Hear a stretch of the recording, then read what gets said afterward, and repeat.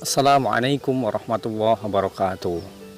Kita banyak mendengar tentang kisah raja yang bijaksana dan adil. Raja yang memerintah dengan kesuksesannya di dalam dinasti Abbasiyah. Dia adalah Raja Harun ar-Rasyid. Ketika kita mendengar nama Raja Harun ar-Rasyid, kita selalu ingat seorang sufi ataupun seorang ulama yang cendekia, yang pintar, yang cerdas. Dialah Abu Nawas. Abu Nawas adalah sosok yang beriman, cerdik, dan tenaga dan pikirannya selalu dibutuhkan oleh raja yang berkuasa pada saat ini. Mungkin saja beliau menyalahi aturan jika dilihat dari kacamata orang banyak, namun tujuannya tetaplah baik. Seperti kisah yang satu ini, di mana kecerdikan Abu Nawas kembali diuji. Apakah memang benar-benar Abu Nawas adalah seorang yang cerdas seperti yang diceritakan oleh banyak orang? Mari kita ikuti kisahnya. Pada suatu hari yang sangat terik dan panas, Abu Nawas sedang duduk-duduk berada di depan rumahnya. Abu Nawas tidak bekerja hari itu karena hari itu adalah hari Jumat. Karena maklumlah, cuaca sangat panas, kemudian Abu Nawas berteduh di depan rumahnya sambil ditemani dengan istrinya. Tiba-tiba saja dari kejauhan ada beberapa orang prajurit kerajaan yang mendatangi rumahnya. Ternyata para prajurit tersebut diperintahkan oleh Raja Harun ar-Rasyid agar menjemput Abu Nawas. Setelah sampai di istana kerajaan, di situ terlihat baginda raja sudah menunggu agak lama. "Wahai Abu Nawas, aku saat ini benar-benar butuh bantuanmu," kata Raja Harun. Sesaat kemudian, raja mulai bercerita. Raja telah mendapat laporan bahwa di wilayahnya ada orang saudagar yang kaya raya yang menolak untuk membayar zakat. Saudagar tersebut bernama Tuan Kabul. Mendengar penuturan sang raja, sejenak Abu Nawas berpikir dan kemudian menjawab, "Mengapa baginda tidak panggil saja dia ke istana? Kemudian masukkan saja Tuan Kabul ini ke penjara," kata Abu Nawas. "Sebenarnya bisa saja aku berbuat demikian, namun apa tidak ada cara lain yang lebih baik dan lebih halus?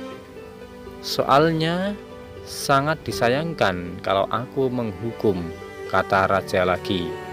"Bagaimanapun juga, dia dulu adalah orang yang paling rajin membayar zakat. Tetapi entah kenapa semakin dia kaya raya, maka makin malas membayar zakat," kata raja lagi.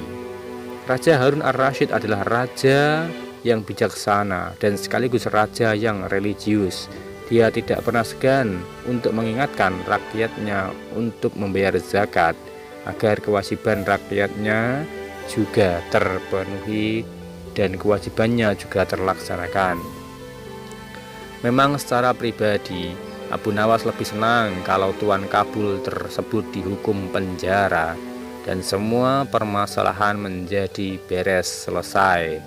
Karena semua orang sudah tahu bahwa Tuan Kabul tersebut sangatlah pelit.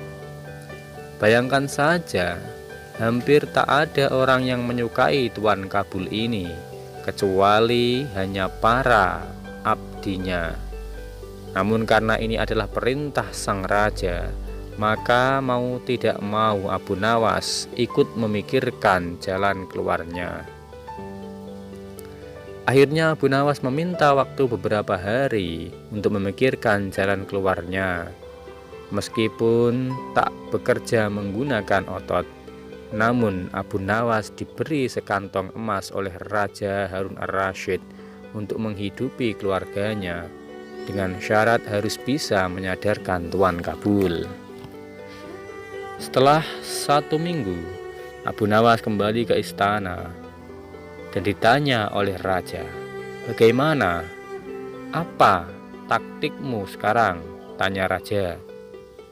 "Beres Baginda, sudah ditemukan caranya," kata Abu Nawas. "Cuma saya dan Baginda harus menjadi seorang pengemis. Apakah Baginda bersedia?" tanya Abu Nawas.